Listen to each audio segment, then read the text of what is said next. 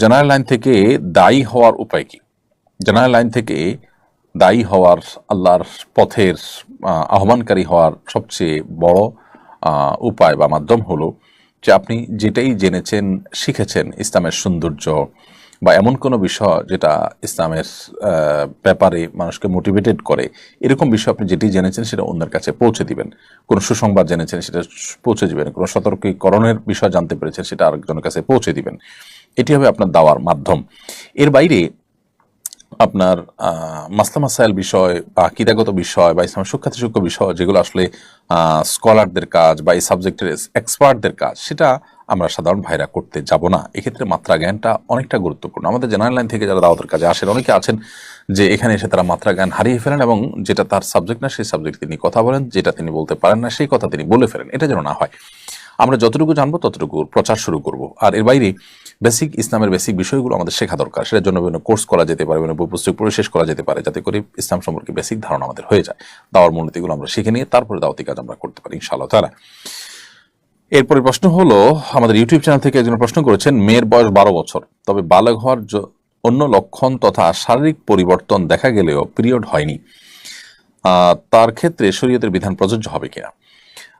দেখুন, ছেলে বা মেয়ে উভয়ের প্রাপ্তবয়স্ক হওয়ার ক্ষেত্রে মূলনীতি হলো যে শারীরিক কাঠামোতে বালেগ হওয়ার যে আলামতগুলো আছে সেগুলো বা লক্ষণগুলো আছে সেগুলো দেখা গেলে তারা প্রাপ্তবয়স্ক হিসেবে বিবেচিত হবেন, তাদের বয়স যাই হোক না কেন। নানা কারণে, বিশেষ করে সেক্সুয়াল বিষয়গুলোতে যে আপনার পশ্চিমা পৃথিবীর যে বিশেষ এজেন্ডা আছে, আমাদের দেশের এনজিওগুলো যে এজেন্ডা আছে, এগুলোর কারণে মেয়েরা এখন অনেক আগে থেকে তারা প্রাপ্তবয়স্ক হয়ে যাচ্ছে। তো যাই হোক, ছেলে এবং মেয়েদের প্রাপ্তবয়স্ক হওয়ার যে লক্ষণ আছে, বালেগ হওয়ার যে লক্ষণ আছে, শরিয়া দৃষ্টিকোণ থেকে সেই লক্ষণগুলো পাওয়া গেলেই তাদেরকে বালেগ ধরা হবে। যেমন ছেলেদের ক্ষেত্রে দাড়ি গজানো, স্বপ্নদোষ হওয়া ইত্যাদি। মেয়েদের ক্ষেত্রে আপনার পিরিয়ড বা মাসিক শুরু হওয়া, অথবা আপনার স্বপ্নদোষ হওয়া, কিংবা শরীরের কাঠামোতে প্রাপ্তবয়স্ক নারীর মতো পরিবর্তন আসা, এর কোনোটি আসলেই কিন্তু তিনি প্রাপ্তবয়স্ক হিসেবে বিবেচিত হবেন। এর বাইরে যদি এই আলামতগুলো, চিহ্নগুলো, লক্ষণগুলো দেখা না যায় অথচ তার বয়স 15 হয়ে যায়, তাহলে সেক্ষেত্রে তিনি অবশ্যই বালেগ হয়ে যাবেন। তো লক্ষণ পাওয়া গেলেই তিনি প্রাপ্তবয়স্ক হবেন। বয়স 12 কি 11 সেটা বিবেচ্য নয়। লক্ষণ যদি পাওয়া না যায় তাহলে সর্বশেষ সীমানা হলো 15 বছর। নীলপরি আইডি থেকে আপনি লিখেছেন, আমার স্বামী তাস খেলে, টাকা বাজি ধরে না, কিন্তু পরাজিতরা বিজয়ীদেরকে প্রতিবার ফ্রিতে চা ও সিগারেট খাওয়াতে হয়, এটা কি জুয়া খেলা বলে গণ্য হবে?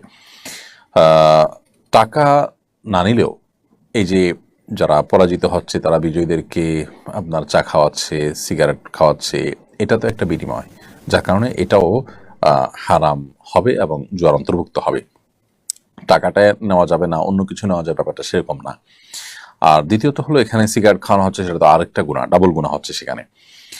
আর তৃতীয়ত হলো, এই খেলাটাই শরিয়া দৃষ্টিকোণ থেকে না জায়েজ, অর্থাৎ এখানে কয়েকটা বিষয় একসাথে জড়িত।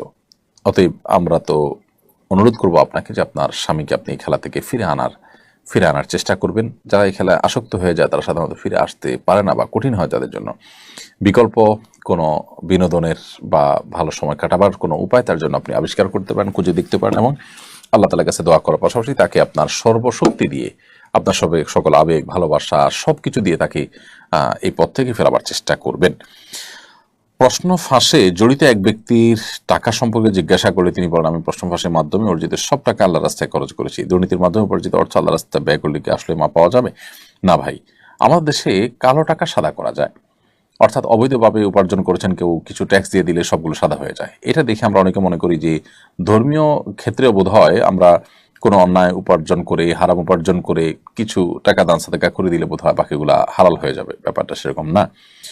হারাম উপার্জন করলে আপনি এই টাকা যাদের থেকে উপার্জন করেছেন, কারোর হক নষ্ট করেছেন, তাহলে তারটা তাকে ফেরত দিতে হবে, সম্পূর্ণ দান করে দিতে হবে যদি তাকে ফেরত দেওয়ার সুযোগ না থাকে। এরপর আল্লাহ তাআলার কাছে মাপ চাইতে হবে। কিন্তু আপনি কিছু টাকা দান সদকা করে দিয়ে বাকিগুলো হালাল হয়ে যাবে মনে করলে সেটি আপনার ভুল ছাড়া আর কিছু নয়। এরকম ধারণা অনেকেই করছেন। অতএব তাদের সেই ধারণা থেকে বেরিয়ে আসতে হবে এবং হারাম উপার্জন থেকে তাদেরকে দূরে থাকতে হবে। আল্লাহ তাআলা আমাদেরকে তৌফিক দান করুন। পাঠাও, উবার ও এ জাতীয় রাইড শেয়ারিং অ্যাপসের মাধ্যমে রাইডারের সঙ্গে যোগাযোগ হবার পর অনেক সময় রাইডার রাইড ক্যান্সেল করে একই ভাড়ায় অ্যাপ ছাড়া যাওয়ার প্রস্তাব দেন। এতে অ্যাপ কর্তৃপক্ষের নির্ধারিত হিস্সা থেকে বঞ্চিত করা হয় এমন প্রস্তাব গ্রহণ করা যাত্রীদের জন্য উচিত কিনা? না, কোনো অবস্থাতে উচিত নয়। বিষয়ে আমরা এর আগেও প্রশ্ন উত্তর দিয়েছি। এটা এক ধরনের অন্যায় এবং এক ধরনের গুনাহের কাজ। কারণ যেই অ্যাপের মাধ্যমে রাইডার প্যাসেঞ্জারকে পেলেন, সেই অ্যাপওয়ালা অ্যাপ ডেভেলপ করেছেন, সেটা ম্যানেজমেন্ট করছেন, সেটা রিপেয়ার করছেন, এটার মাধ্যমে আপনি তার অ্যাপটা ব্যবহার করে আপনি যাত্রী পেলেন, এরপরে যাত্রীকে বলছেন ক্যান্সেল করে আমাকে টাকাটা দিয়ে দেন, অর্থাৎ অ্যাপওয়ালাকে আমি বঞ্চিত করলাম। এটা তার অধিকার থেকে তাকে বঞ্চিত করা হলো। যেহেতু অ্যাপ ব্যবহার করে আপনি যাত্রী রেখেছেন, সো এই যাত্রী থেকে নির্ধারিত কমিশন পাওয়া এটা অ্যাপ কর্তৃপক্ষের পাওনা হয়ে গেল, অধিকার হয়ে গেল, কারণ তাদের ওইটা দিয়ে আপনি ডেকেছেন। তাছাড়া তাদের সাথে আপনার চুক্তিও ছিল এই মর্মে যে আপনি তাদের অ্যাপ দিয়ে যখন যাত্রী পাবেন তখন তাদের এত পার্সেন্টেজ দিবেন, আপনি সেটা চুক্তিও করেছেন। তাহলে সেক্ষেত্রে রাইডার সেখানে চুক্তি ভঙ্গ করছে, আপনি সেখানে তাকে সাহায্য করছেন, আবার রাইডার তার ওই অ্যাপ কর্তৃপক্ষের যে অধিকার নষ্ট করছে সেখানে আপনি সহযোগিতা করছেন। এই জন্য এই ক্ষেত্রে আপনাকে অবশ্যই ফিরে আসতে হবে এই সমস্ত অন্যায় থেকে, এবং কোনো অবস্থাতে এই ধরনের প্রস্তাব গ্রহণ করা যাবে না। হ্যাঁ, কোনো রাইডার যদি নিজে থেকে কোনো প্যাসেঞ্জার খুঁজে পেয়েছেন অ্যাপের মাধ্যমে না, তো সেটা তিনি তার সাথে চুকিয়ে যেতে পারেন, সেটা ভিন্ন বিষয়, যদি এক্ষেত্রে তার কোনো চুক্তি লঙ্ঘন ইত্যাদি না থাকে। এমডি ইয়ামিন আপনি লিখেছেন, আমি গার্মেন্টসে চাকরি করি, সেখানে সব সময় চুপচাপ থাকি, কম কথা বলি, এই কারণে সবাই আমাকে বোকা ভাবে, অবহেলা করে, জোর খাটায় বেশি কাজ করা ইসলামী দৃষ্টিকোণ থেকে আমার করণীয় কি? এটি আমাদের সমাজের একটা সমস্যা আমরা বলতে পারি, যে ইন্ট্রোভার্ট কিসিমের মানুষদেরকে মানুষ নানাভাবে জুলুম করে, তাদেরকে ভুল বোঝে ইত্যাদি ইত্যাদি। তো এইরকম পরিস্থিতিতে আমরা সবরের কথা বলবো আপনাকে। আল্লাহর জন্য সবর করুন, ধৈর্য ধারণ করুন, এবং যথাসম্ভব চেষ্টা করুন নিজের অবস্থানটাকে পরিষ্কার করার জন্য, অর্থাৎ আপনি যে দুর্বল নন সেটি তাদেরকে বোঝাবার চেষ্টা করুন। ইনশাআল্লাহ বিদিনিল্লাহ এর মাধ্যমে আল্লাহ যদি রহম করেন তো হয়তোবা আপনার প্রতি জুলুম কমবে। আর যদি না হয় তাহলে সেক্ষেত্রে এত বোকা আপনি নিজেকে তাদের সামনে সাব্যস্ত করবেন না বা হাজির করবেন না এটা বোকা রূপে, যে আপনাকে তারা পেয়ে বসতে পারে। আপনার জায়গা থেকে আপনি চেষ্টা করবেন যথাসম্ভব আত্মরক্ষা করবার জন্য। আল্লাহ তাআলা তৌফিক দান করুন।